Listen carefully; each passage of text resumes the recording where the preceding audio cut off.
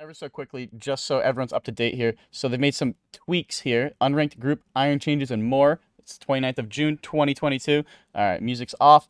Look at this. We're going to take a quick check out of this. Let's drink some water. All right, boys. Let's see what's going on this week. It is officially Wednesday, so yes, a small update this week. This week brings a few finishing touches to the Giants Foundry, aimed at making your time spent smithing as seamless as possible. Sweet. Firstly, Kovac has been hard at work mending the Giants' relationship with Gilnor's financial sector. As a result, any coins he owes you for your commissions can be sent straight to the bank. Oh, beautiful. Very nice quality of life there, so it doesn't go into your inventory anymore.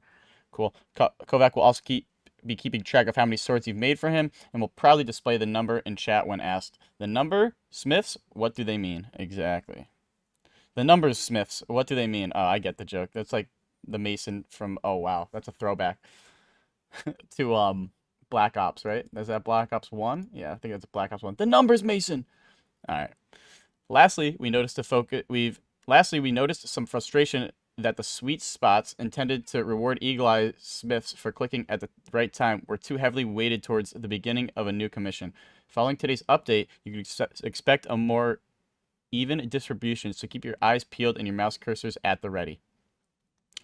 Unranked group Ironman changes. This doesn't really apply to me, but to those people that have dove into group Ironman and have made some accounts, here we go. For those of you who currently stand alone but would like to stand alone together, you can.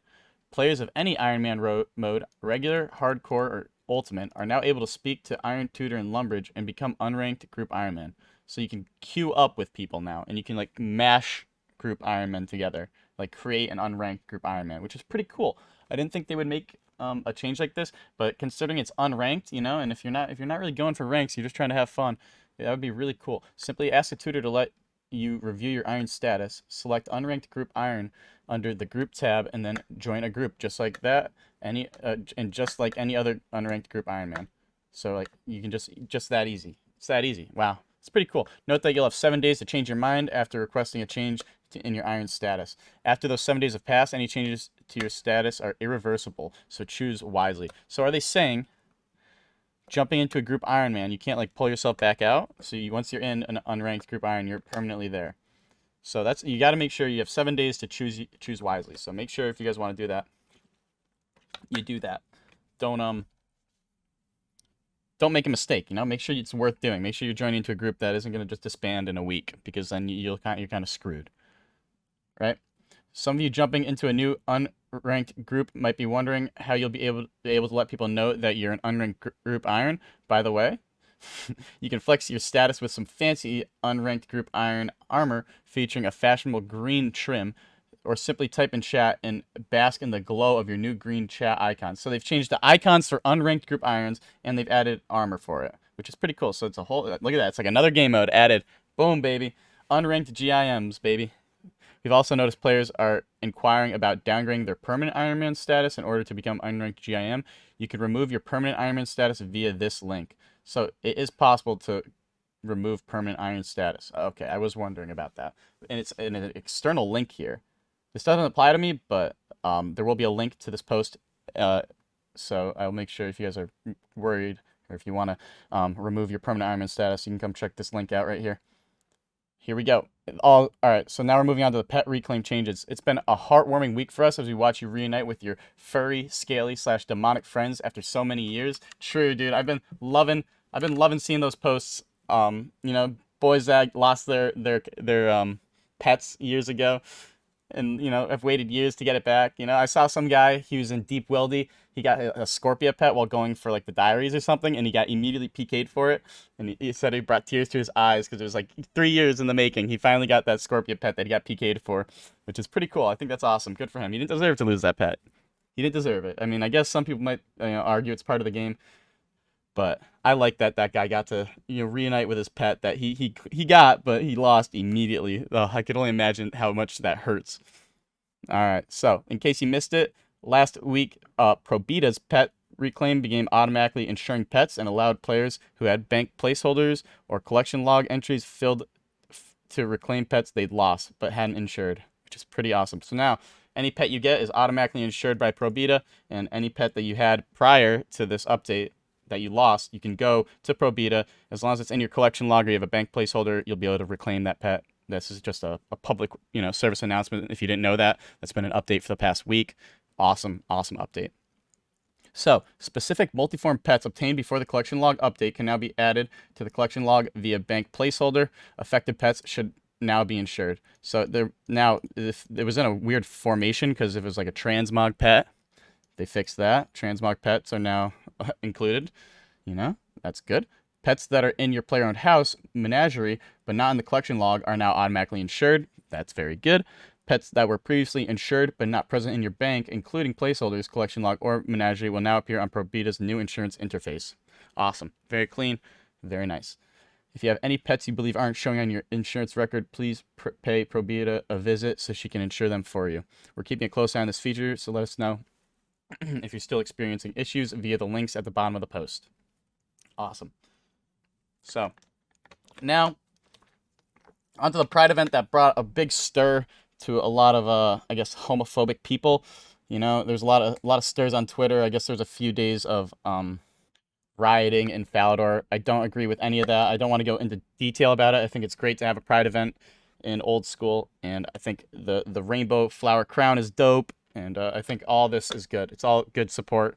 They did a Pride march. I saw it all over Twitter, and it looks like there was a lot of support towards it, despite those the people that are more homophobic. They seem to be the really loud on Twitter, but now that it's died down, we can say it's a good event, and we should accept all people into, regardless, of how you display yourself. I don't like going into this stuff. I think it's just wrong that people are so homophobic and against Pride. It's terrible. It hurts my heart. So I'm glad we're past it, and I'm glad it was still a fantastic event at the end of the day.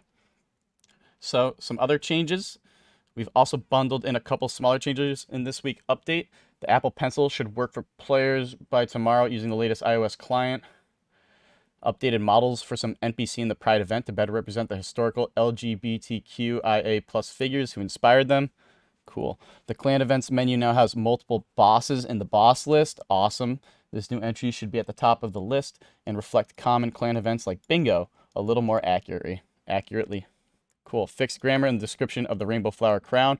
Fixed grammar in the Pride event. Once you have defeated, redacted by order of the Varrock Guard, and what lies below, Purdue can now sell you replacement copies of the Beacon Ring, even if you are yet to complete the rest of the quest. I guess that's cool. Drift nets will no longer require players to click through a confirmation screen before they can harvest. Awesome. Wilderness loot keys can now be destroyed within the wilderness if they contain less than 30k GP worth of loot. There's a small delay to this process to discourage players from destroying loot during combat. Players will now be warned when taking a walk a canoe into the wilderness. It is now slightly easier to talk to the West Bank bankers instead of the wall in Prifnidus. Players are still welcome to speak to the wall if they so choose. Dude, so quirky.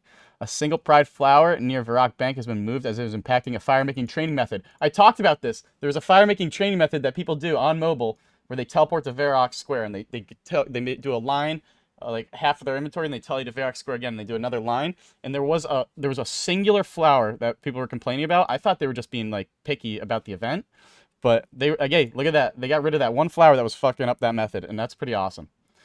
You may now return to your usual business of lighting open fires on the streets of a highly populated city. Pride flowers no longer block pathing in some areas. Awesome. The combat achievement button in the collection log is now in the same place no matter which category is selected. Sweet. Alright. Looks like we're getting to the end here. Deadman mode. Many of you have been asking us to talk about the Deadman rerun finale and the future of Deadman mode. Keep an eye on this month's Gilnor Gazette. Yeah, they're going to be talking about steps for the rerun, challenges they faced, because I heard, a lot of people obviously continued to lag, and it still didn't go very smooth. I'm glad that they did eventually. I'm glad that it's closed. This DMM final, the rerun, the 5 times rerun is finally over. Hopefully they can fix that going forward. And now we have some PvP surveys. If you guys want to check them out, once again, the link in the description. Game mode surveys. Sweet, these are pretty big, so I might check these out in a little bit here. Not right now, but yeah, so you can check out PvP content, possible updates that they want to be making to that, as well as possible updates to more future game modes to the game. which is pretty cool. And last but not least, the PvP rotation worlds has been moved to period B. So these are our worlds, whatever, LMS competitives for US. Hopefully we can do some LMS this week. Who knows? But yeah, that's just a quick little overview of this week's changes, this news post. Once again, it's Wednesday, so just a small little update. Maybe next week's will be a little bigger with a little more telling of juicy content, maybe towards Raids 3. That's always what we're looking for. But yeah, thanks for watching, and make sure if you're not subscribed, you do so already, and like the video. Take it easy. Peace out.